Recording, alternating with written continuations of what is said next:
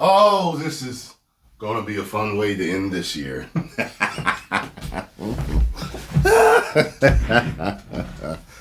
Oh man, are you ready? Let's check this out. Get over and follow the Critical Drinker. Tell him Tyrone Magnus sent you.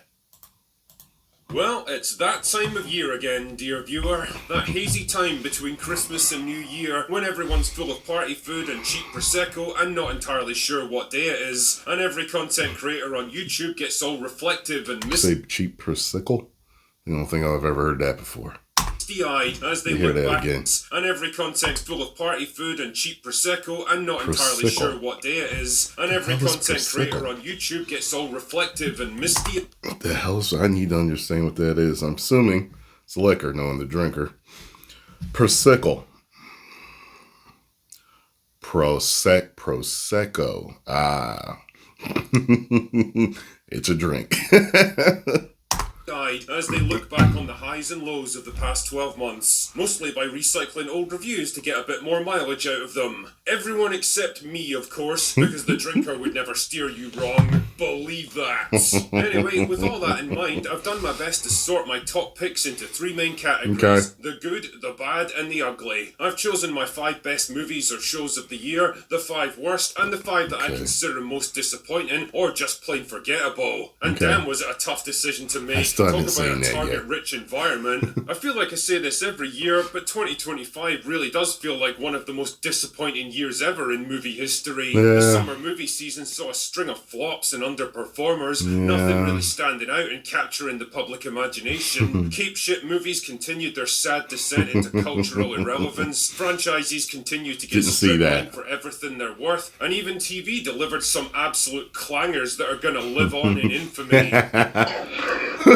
I was like, show that I'm gonna be a dad part. But let's begin on a positive note with my 5 favourites of 2025, shall we? And top of the list has got to be F1 the movie. F1 was good. Not because I think it's the best or the most artistically worthy or any of that bullshit, but because I just enjoyed it so fucking much. I actually came out of the movie theatre feeling good about myself, feeling inspired and elated by what I'd just seen. This was the ultimate feel-good sports movie for me. A classic story of an aging pro who never quite got his chance, coming back for one last shot at glory, and having to mentor a brash young upstart along the way. Packed with likeable characters, superb racing sequences. I like Gran Turismo more though. I don't see myself watching this again. Gran Turismo I bought. Steel box.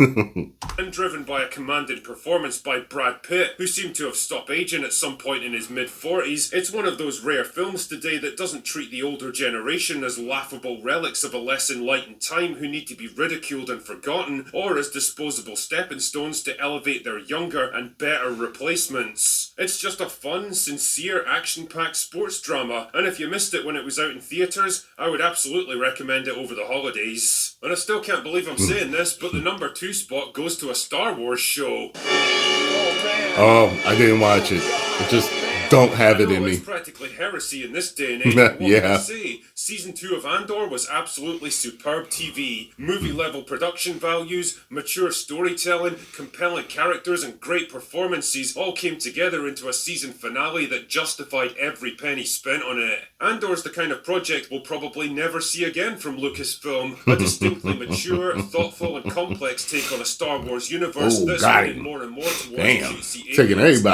characters, and formulaic nostalgia-based storytelling. Andor had the balls to be something very different. It didn't rely on lightsabers or CGI Skywalker to get you invested. Instead, it told a really fucking good story that demanded you pay attention and rewarded you when you did. It wasn't for everyone, that's for sure, and it definitely made you work for it, but the payoffs were absolutely worth the effort. The number 3 spot on my list goes to Warfare, an A24 movie from the start of the year that tells the story of an American unit caught up in a brutal firefight during the Iraq War. I gave it, but it's a distinctly un-Hollywood kind of movie, sharp, brutal, and unforgiving. There's no glamour or moving speeches or cool hero shots in this one, just guys desperately fighting to stay alive, risking their lives to help their buddies in trouble, and trying their best to sort through the chaos and confusion of war. It's gritty, it's unpredictable, and it's a fucking excellent war movie. My fourth pick surprised even me, but the more I This is think good. about it, the more I decided, yeah, fuck it. This movie was a lot of fun and it deserves a spot on the list. That was good. So gather round, my little soda pops, as we talk about I was K-pop just about to say, my favorite was Soda Pop. Demon Hunters. On the surface, it should be just another forgettable puff-piece animated movie with some catchy musical numbers, but look beneath the flashy spectacle and the hyper-energetic animation, and K-pop Demon Hunters is actually a pretty decent story about loyalty, friendship, discrimination, and past mistakes coming back to haunt us. Is it high art? No, but it is fun and compelling stuff, driven by a trio of goofy, sharply drawn, and likeable main characters that you can't help but warm to. I might not be the target audience for it, but fuck me, it got me anyway. Last up is Guillermo del Toro's Frankenstein, an excellent remake of the classic Mary Shelley novel. Let's be honest, Frankenstein's a story that's been retold a million times from every I saw him push that boat. I was like, I didn't know he was that strong. angle. So you'd think a modern day remake is the last thing we'd need. I really thought they were safe on that boat. I really did. I mean, I figured maybe he could have punched a hole in it. Maybe he could climb it. I thought they were safe on the boat. Damn, was it good. Del Toro's distinct visual style marries up perfectly with the iconic story of a man trying to play God, and combined with excellent performances by a superb cast, the end result is a dark, poignant fairy tale of ambition, obsession, twisted experiments, revenge, and betrayal. The story of Frankenstein has always been a haunting one, full of questions about what it means to play God and what our own creations might think of us, but I don't think any version stuck with me quite like Del Toro's. I do also have to give a few honourable mentions to films that I really enjoyed but didn't quite make the list. Sinners, Weapons, and The Smashing Machine were all strong contenders, and definitely worth the time if you haven't seen them yet. Sadly though, it's not been all good news for 2025. Here we go. In fact, I'd argue this is one of the shittest years in living memory for movies, so narrowing down my worst projects of the year to just 5 was no easy task, but here goes anyway. My first pick has got to be Alien Earth. I went into it with high hopes, and even kind of defended it after watching the film. I haven't finished watching it. Most of the season is on Patreon or YouTube memberships if you want to start watching them. I should finish it though. I enjoyed it for the most part so far. First episode, but holy shit was my faith misplaced with this one. Every episode was like a descent into a retarded nightmare, every character somehow managing to be dumber and more unlikable than the last. It's like the script was written by HAL 9000 after Dave Bowman starts disconnecting all his logic circuits. None of it made a lick of sense, and what's so disappointing is that they clearly dumped a lot of money into this thing. Oh, I'm gonna have to see this. It looks like the world of Alien. And that is where the similarities end. Trying to fuse the story of Peter Pan and the Lost Boys with the Alien franchise and throwing in a dose of corporate espionage for good measure was a bold move indeed, but it absolutely didn't pay off for them. Making your central characters intentionally stupid only works if the script around them is actually smart. I'm going to have to finish this. Wasn't. By the end, I was laughing out loud at how ridiculous it had all become, and to this day, I do not know how the actors made it through their scenes without losing their minds. As for entry number 2, well, we're not fucking around now. We're girl-bossing the hell out of this one with my second pick, G20. Now, imagine you were tasked with writing a parody of all the ridiculous tropes of the girl boss action movie genre. The implausible fight scenes, the power fantasy protagonist who never fails at anything, the open hatred of men and everything they represent, the forced diversity and the social justice lectures, and then some dickhead decided to make it into an actual movie but played it 100% serious. Well, then you get G20, a movie where an almost 60-year-old Viola Davis plays the President of the United States and has to fight her way through an army of mercenaries single-handedly. I remember when this came out, people were like, everybody was expecting, basically people were saying, they expected Kamala to be president with them making this. Indeed, to take down a wannabe crypto bro and save the world from AI deepfakes. Right. I am not even close to kidding with this one. Now, I like Viola Davis. She's a good actor with real presence and gravitas, but one thing she isn't is an action star. And watching her struggling through fight scenes with stuntmen half her age, twice her size, and probably 3 or 4 times her strength isn't just funny, it's actually kind of embarrassing. I don't know who was working harder on this film, Davis just to get through the action set pieces without keeling over, or the stunt team to make her look so that she could even do a fraction of this stuff for real. G20 got laughed out of the room room, and rightly so, because it was a complete joke of a movie. Maybe I will watch it just to make myself laugh. Maybe I will just see how silly it was. Uh-oh. Now, I honestly couldn't decide if this next one belonged in the bad or the ugly category, but the latter would suggest I had some kind of expectation for it, enjoyed this. and that would be a lie. So here it is, Predator Badlands, or as I like to call it, the fabulous emancipation of Lumpy the Yautja from the shackles of toxic masculinity. I don't really know what I expected to get out of this movie, but it definitely wasn't a predator sitting around a campfire with his quirky android buddy talking about his feelings while a cute animal sidekick looks on. This absolute cinematic abortion was hailed by idiots like Grace Randolph as a bold reinvention of the Predator franchise that would finally appeal to women and LGBT people. As if women and LGBT people would ever watch a Predator movie expecting a story about relationships and personal dramas. It was absurd and insulting. Thea the android was arguably the most annoying sidekick of the entire year, and it completely misunderstood the appeal of the Predator franchise. Either that or it just did not give a fuck in the first place. Releasing it theatrically was a massive mistake because everyone got to see how much of a box office flop it really was, and honestly, I am glad that it failed because it absolutely deserved to. Now, no list of terrible projects this year would be complete without Last of Us Season 2. Oh, good boy, yeah. But that episode was really good right but there. Somehow managing to outdo even itself with a story and character that were, if possible, even worse than the shitty game it was based on. A story of survival, revenge, and tested loyalties in a brutal post-apocalyptic world reduced to a trite... The game was trash compared to its predecessor, and its numbers proved it. Vomit-inducing teenage romance between two characters that absolutely nobody could ever care about. It's not often I can say a project was made worse by the absence of Pedro Pascal, but The Last of Us absolutely was, taking away the training wheels and horribly exposing Bella Ramsey's complete lack of acting ability, charisma, charm, screen presence, and likability. Everyone pretty much knew she wouldn't be able to carry a show like this on her own, and they were right. Every episode was a slow, tedious, pretentious, self-important hour of retardation to get through, and by the end, I was rooting for the fucking fungus zombies. It did give us one of the single worst lines paired up with the worst delivery in TV history, though. I'm gonna be a dad. Yeah. Not quite.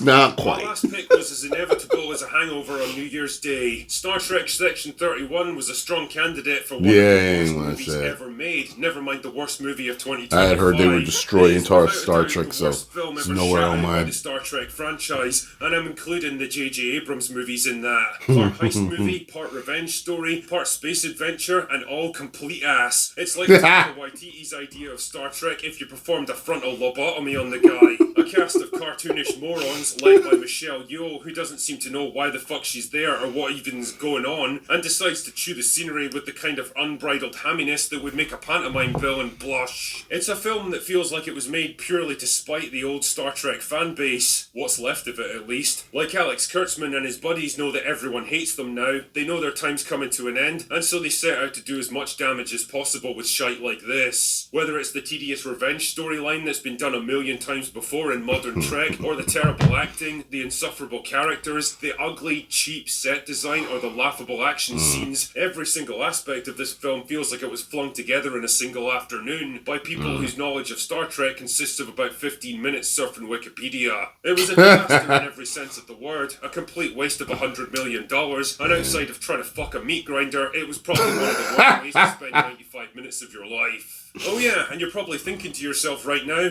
Drinker, what about Snow White? Surely that deserves a spot on your list of worst films of the year. Well, dear viewer, some movies transcend the very concept of good and bad to become their own special category of cinematic experience, and Snow White and the 7 CGI Abominations is such a case. A film that was mocked and shit on from its very inception, dogged by controversies, PR disasters, and desperate reshoots and course corrections, all trying to fix something that was fundamentally broken from the outset. From the beginning. It opened to horrendous reviews, lost hundreds of millions of dollars for the studio, put the brakes on further live-action remakes, for now at least, nuked Rachel Zegler's career from orbit, and even derailed Gal Gadot's momentum. But hey, it made for great YouTube content, so on behalf of content creators everywhere, please accept this Lifetime Achievement Award for Biggest Lolcow Movie of the Year. You earned it, Snow White.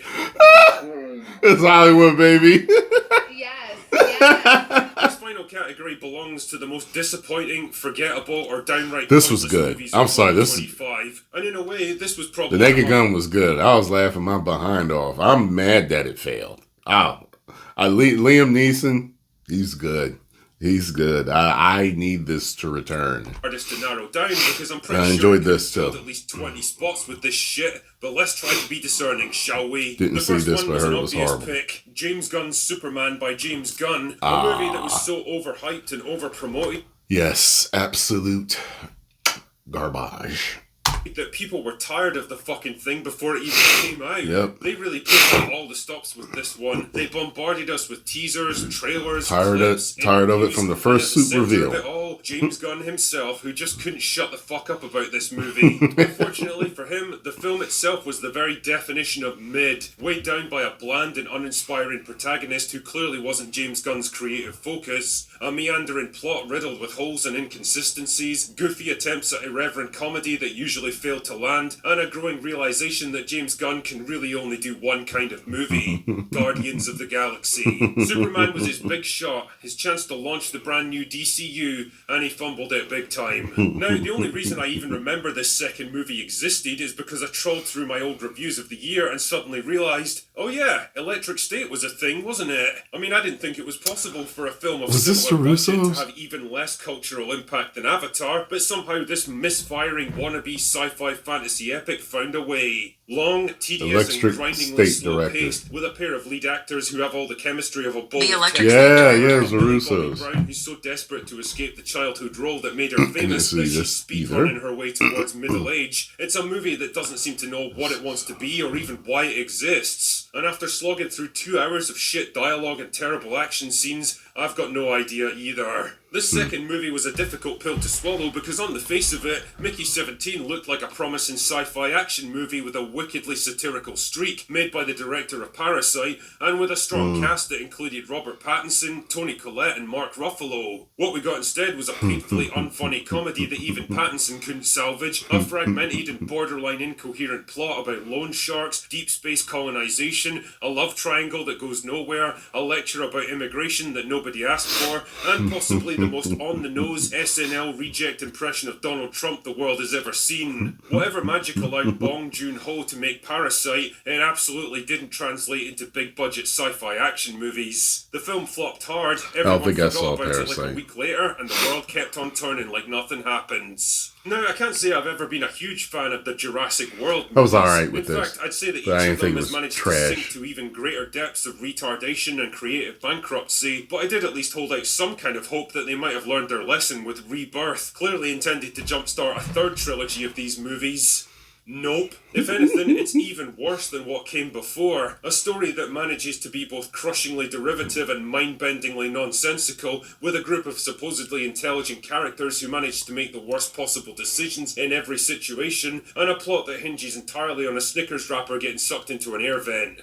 I am not even kidding. It's a movie that actually made me sad when I think how this franchise started out 30 years earlier. And I knew people were going to make fun of it for that. I knew it was coming. Only to find out that he's a drunken hobo begging for change now. It made money, sure, but nowhere near as much as its predecessors, and part of me wonders if a new trilogy is even going to be viable if they continue on this kind of trajectory.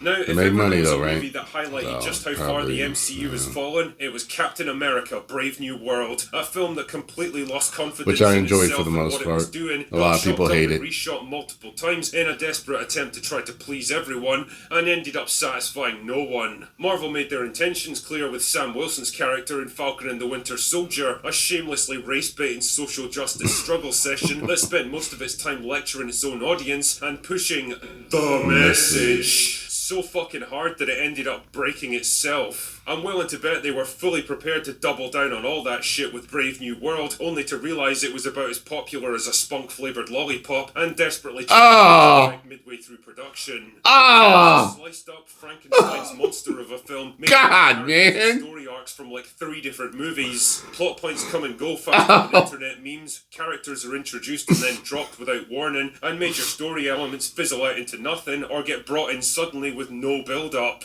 It really was the biggest mess that Marvel have ever put out, and when I think about it, it was the cherry on the cake of shitty, underwhelming superhero movies this year. I've talked many times about the decline of the genre ever since Endgame, but 2025 really was the year that proved it beyond any doubt. Thunderbolts, Brave New World, Fantastic Four, and Superman, they all had their shot, and they all failed to recapture the magic of 10 years ago. Yeah, I'm sure Avengers Doomsday next year is going to make money, but only because they've lured back every single actor from previous generations with massive paychecks, and at the end of the day, people are still suckers for nostalgia. Unfortunately, that's a card you can really only play once. More broadly though, I think 2025 is going to be remembered as the big... Yeah, like Hugh Jackman coming back, with Deadpool and everything.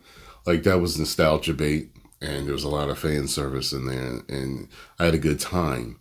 But I haven't watched it again. No, I watched it a second time after I bought it, but I still haven't watched it again. It didn't have a lot of replay value to me, beginning of the end for the theatrical experience. It's something that's been on the cards for a long time, and for all its faults, I do think the hype and the fandom of big franchises like the MCU actually kept interest in theatrical movies alive beyond its natural time. But even that couldn't hold back the change forever. Movie theaters are dying out, and 2025 just confirmed it. I'm sure you'll still get the occasional mega hit from time to time, but the sad fact is that people just aren't going to the movies as much anymore. Films don't generate the kind of hype and excitement they used to, and I'd expect that trend to continue into 2026. Get ready for a summer movie season of lowered expectations and desperate media spin, because it's coming, believe me. On a more personal note though, as much as 2025 hasn't been a great year for movies, it's been a fucking awesome one for me. This has been by far my biggest and most successful year ever on YouTube. I've had the chance to travel the world, go to conventions and meet loads of awesome people, attend movie premieres, and even had the chance to make more short films. And all of this has been made possible by you guys, by your continued support and your belief in me and what You're I welcome, do drinker. here.